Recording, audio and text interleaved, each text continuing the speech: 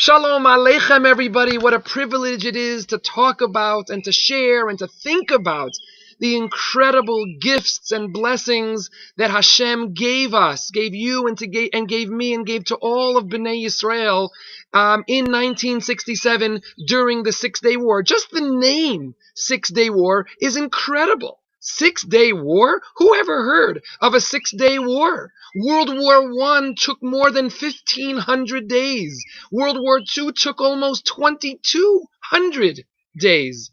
And the 6-day war took 6 days. How did that happen? It happened because of one reason and one reason alone, HaKadosh Baruch Hu. And we have to put it in perspective. The days and the months leading up to the 6-day war were tremendously painful, tremendously scary for the entire Jewish nation, and certainly the part of the Jewish nation that was living in Eretz Yisrael itself. People, our enemies surrounding us on all sides, said the most incredible things. Syria's defense minister, Minister Hafez Assad, who was later to be Syria's president, and he's the father of Bashar al-Assad, today's president, he said, this was in May of 1967. Our forces are now entirely ready, not only to repulse any aggression, but to initiate the act ourselves and to explode the Zionist presence in the Arab homeland of Palestine.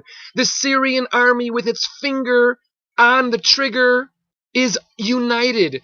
I believe that the time has come to begin a battle of annihilation. And Syria's president, Dr. Elatai, said, we want a full-scale popular war of liberation to destroy the Zionist enemy. And it wasn't only Syria, it was around the entire Arab world. The Iraqi president at that time said the existence of Israel is an error which must be rectified. This is our opportunity to wipe out the ignominy which has been with us since 1948. Our goal is clear: to wipe Israel off the map. And that was the sentiment in the Arab world before 1967. And what kind of preparations did we have? If it was left entirely to us, to our hands ourselves, listen to the differences between the armies of Egypt, Syria, Jordan, Iraq, Saudi Arabia, Pakistan, Morocco, Algeria, Libya, Kuwait, Tunisia, Sudan, and the PLO. Together, they had almost 550,000 troops. Israel had a little more than 260,000, little more than half. Together, all the enemies had more than 2,500 tanks. Israel had 800 tanks. Together, the enemies had more than 950 combat aircraft. Israel had 300 combat aircraft. And so Israel began preparing for what nature would require. 10,000 graves were dug in Israel. 14,000 hospital beds were readied.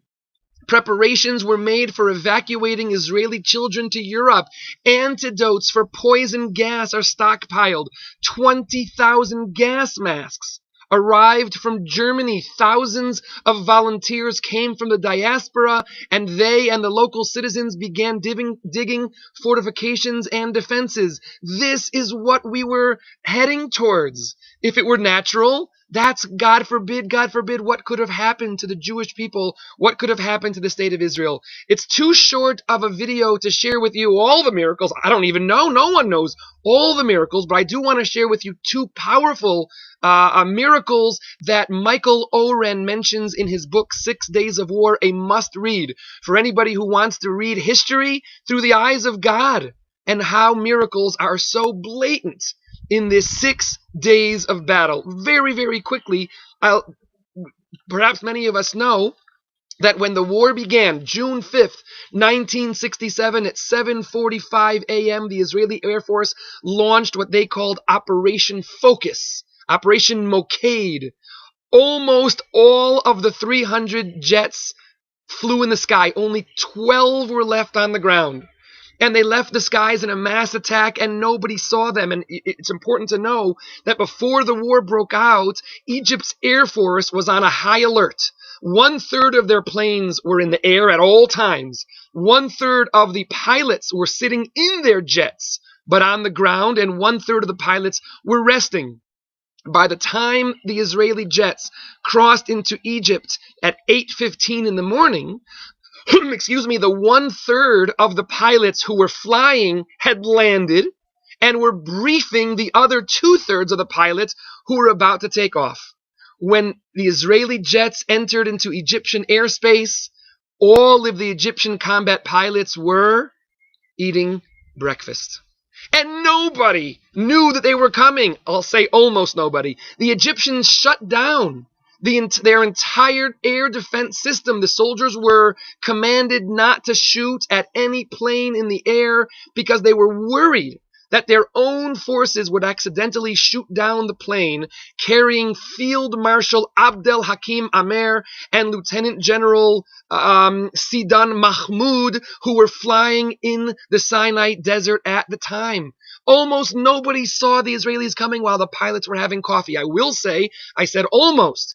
Jordanian radar operations, operating one of the most sophisticated radar facilities in the Middle East, saw the incoming aircraft. They had seen Israeli planes beforehand go out to the Mediterranean, but not in these numbers. And Michael Oren describes that the Jordanian radio operators repeatedly radioed the code word Inab. I hope I'm pronouncing it properly. Inab. It means grape. That was the code word for war. And it was radioed to Egypt's general and chief of staff. It was radioed also to Egypt's defense minister. Inab, grape. There's a war coming. And what happened? The call went unnoticed. The Egyptians had changed their codes the day before and had not yet notified the Jordanians. Unbelievable. And there's many more miracles. But look where you and I are today. We have a unified Jerusalem, a unified state of Israel, and it's all because of HaKadosh Baruch Hu. I'd like to end with one story and then one point. A few hours after the tremendous, miraculous victory of the 6-day war, after Jerusalem was united, after we were able to say, Harabayit biyadenu, after that happened, a few hours afterwards, an assistant paratroop company commander had gone to take Rav Tzvi Yehuda Cohen Cook and Rav David Cohen. He's known as the Nazir of Yerushalayim. He's the father-in-law of Rav Goren, who was the chief rabbi of the Israeli army. And they went to bring them to the Kotel. And when they were there, Rav Tzvi Yehuda Cohen Cook, was asked in an interview with the foreign press, Rav Cook, if you only had 10 minutes and not a minute more, if you had only 10 minutes to explain your position about Zionism in Jerusalem, what would you say? And Rav Cook smiled for a moment, and then he said, you're going to give me only 10 minutes? That is 9 minutes more than I need. I'll just say 2 words, Chazarnu Habaita. Chazarnu Habaita. And I will finish with a quote from Rav Yechezkel Levenstein. He was the mashkiach of the Mir Yeshiva, and after the death of Rav Dessler, he became the mashkiach in the Panovich Yeshiva. Rav Yechezkel Levenstein died in 1974, and he says the following, and I'm going to translate the best of my ability into English. He says, you have to realize that the Aleph Ba'et Kazohi, step 1, number 1, the most important thing to know, and I will quote in Hebrew, Lehakir shezeh ma'aseh Hashem, lo mikre. He said this was Ma'aseh Hashem. It's not an accident. It's not a coincidence. He said that we went through such a powerful war. Says Rav Yechezkel Levenstein, Ba'et hazu yesh lanu limud lehitchazek be'emunah. We can't just go through Yom Yerushalayim and say, well, it is what it is. It was what it was. No, we have to be lehitchazek be'emunah, to realize that Hashem is behind us. He was, He is, and in Yirtzeh Hashem, He will be. I will wish everybody a Yom Yerushalayim Sameach. Together we can strengthen ourselves with the miracles and the continual miracles of Hashem.